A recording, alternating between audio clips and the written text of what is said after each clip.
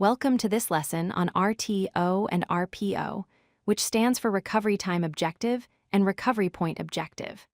These are two critical metrics in cloud resilience that help organizations prepare for and recover from system failures and disasters.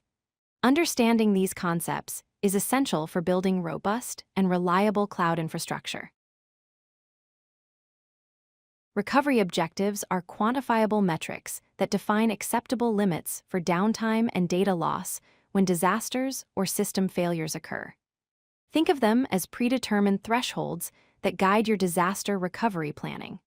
These metrics help organizations understand how much downtime they can tolerate and how much data they can afford to lose without causing critical business impact.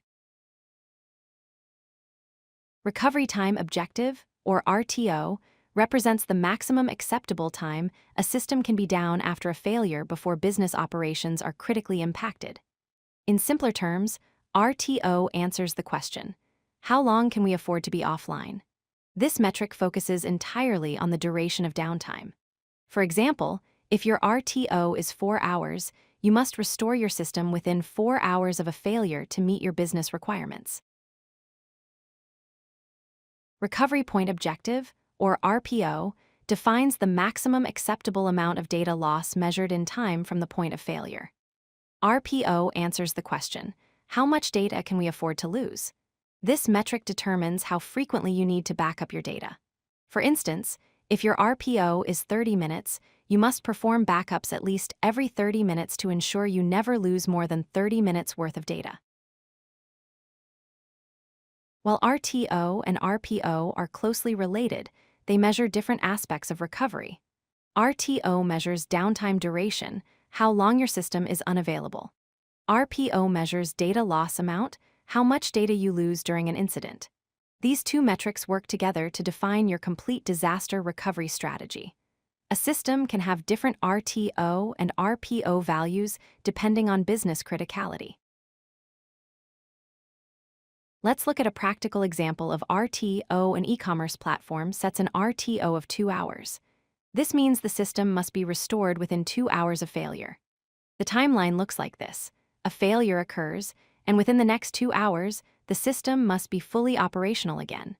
If recovery takes longer than 2 hours, the business impact becomes unacceptable, potentially resulting in significant revenue loss and customer dissatisfaction. Now for an RPO example. A financial system sets an RPO of 15 minutes. This means backups occur every 15 minutes, limiting data loss to that timeframe. If a failure happens, the maximum amount of data lost would be 15 minutes worth of transactions. To achieve this RPO, the organization must implement backup solutions that capture data at least every 15 minutes, such as continuous replication or frequent snapshots. RTO and RPO are crucial for several reasons. First, they define your disaster recovery strategy and infrastructure needs. Stricter objectives require more sophisticated and expensive solutions. Second, they help balance business requirements with recovery costs. You can allocate resources based on actual business impact. Third, they establish measurable service-level agreements and accountability for your operations team. Finally, properly defined RTO and RPO minimize revenue loss and reputation damage by ensuring rapid recovery from failures. If you like this video, hit that like button and don't forget to subscribe. Visit codelucky.com for more such useful content.